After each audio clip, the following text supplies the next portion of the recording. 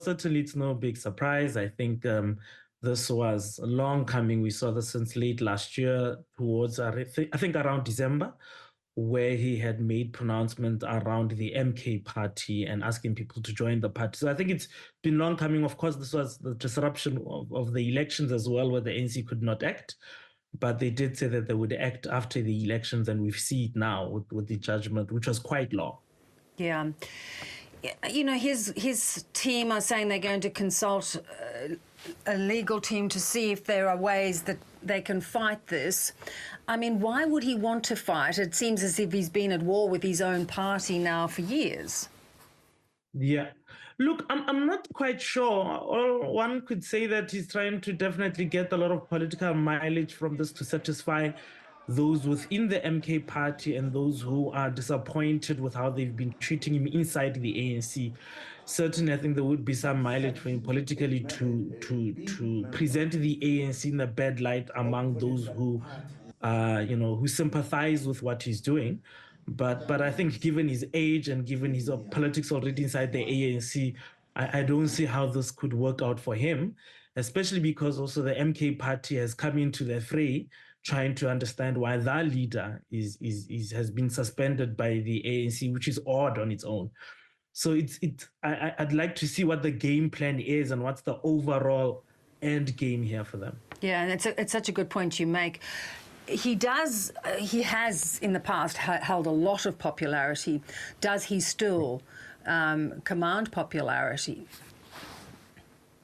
Look, I mean, usually the leaders of the ANC demand or command popularity as leaders of the ANC. So obviously, when a leader moves out of the ANC, organize his own political party, that sort of popularity does diminish to a certain extent. We saw that with the former president of the ANC Youth League, Julius Malema, when he then launched the EFF.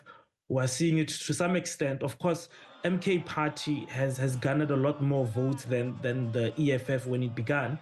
But obviously that speaks to the leadership position that Jacob Zuma held inside the ANC. But certainly I think it would be very difficult to sustain that in the long run.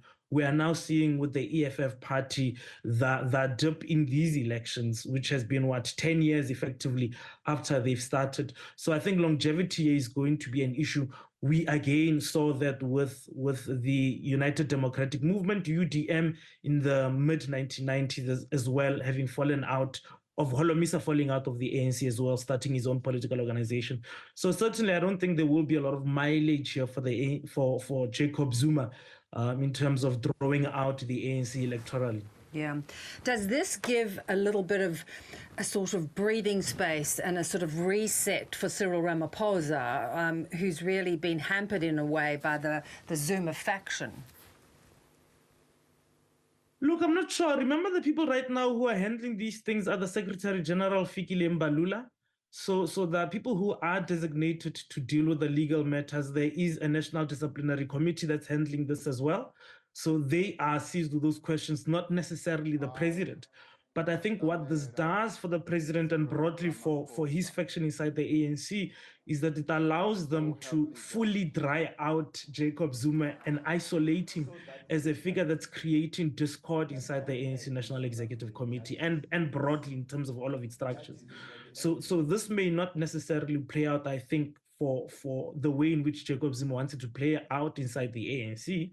But it does certainly give a lot of leg room for Cyril Ramaphosa among the citizenry, because a lot of debate and discussions really has been centered around, but what's the end game here? Why is the MK party involved in these issues around the disciplinary hearing of Jacob Zuma in the ANC?